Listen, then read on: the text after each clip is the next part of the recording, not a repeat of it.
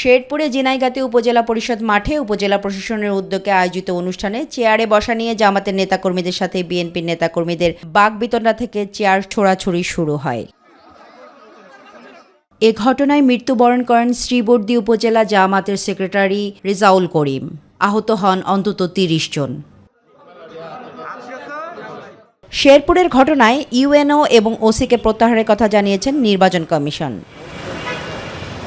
এর আগে সকালে রাজধানীর মগবাজারে জামাতের কেন্দ্রীয় কার্যালয়ে সংবাদ সম্মেলনে কথা বলেন দলটির সহকারী সেক্রেটারি জেনারেল এহসানুল মাহবুব জুবায়ের। শেরপুর ৩ আসনে ঘটে যাওয়া অপ্রত্যাশিত ঘটনা পুলিশ ও গোটা প্রশাসনের ভূমিকাকে প্রশ্নবিদ্ধ করেছে। আমরা অবিলম্বে শহীদ রেজাউল করিমের হত্যার সুষ্ঠু তদন্তের মাধ্যমে দোষীদের গ্রেফতার করে সর্বোচ্চ শাস্তির আওতায় নিয়ে আসার দাবি জানাচ্ছি। সেই সাথে ঝিনাইগাতী উপজেলা প্রশাসনের ব্যর্থতা তদন্তপূর্বক জরুরি ব্যবস্থা নেওয়ার জন্য আমরা জোর দাবি জানাচ্ছি। এ ধরনের ঘটনা কোনোভাবেই কাম্য নয় বলে মন্তব্য করেছে বিএনপির নির্বাচনী পরিচালনার কমিটির মুখপাত্র ও দলের চেয়ারম্যানের উপদেষ্টা মাহদি আমিন।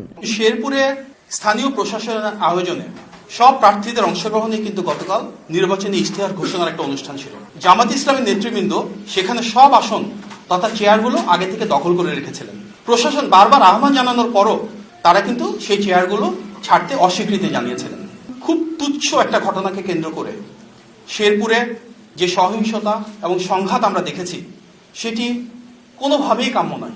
এ ঘটনায় অন্তর্বর্তীকালীন সরকার গভীর উদ্বেগ প্রকাশ করেছেন। সরকার বলেছে সহিংসতায় প্রাণহানি সম্পূর্ণ অগ্রহণযোগ্য ও অত্যন্ত দুঃখজনক। এ ঘটনায় দায়ীদের দ্রুত গ্রেফতারেরও নির্দেশ দিয়েছে সরকার।